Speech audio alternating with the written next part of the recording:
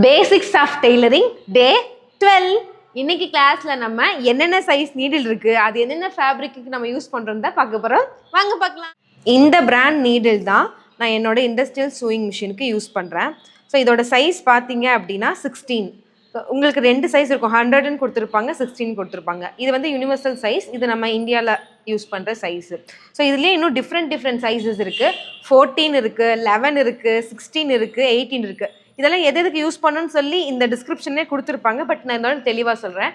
Size 11 வந்துட்டு ரொம்ப light weight fabric, georgette, chiffon, net fabric, organza use பண்ணும் போதெல்லாம் நீங்கள் சைஸ் 11 யூஸ் பண்ணணும். அப்போ தான் வந்துட்டு துணியை பிடிச்சி இழுக்காமல் ஸ்டிச்சஸ் அழகாக வரும்.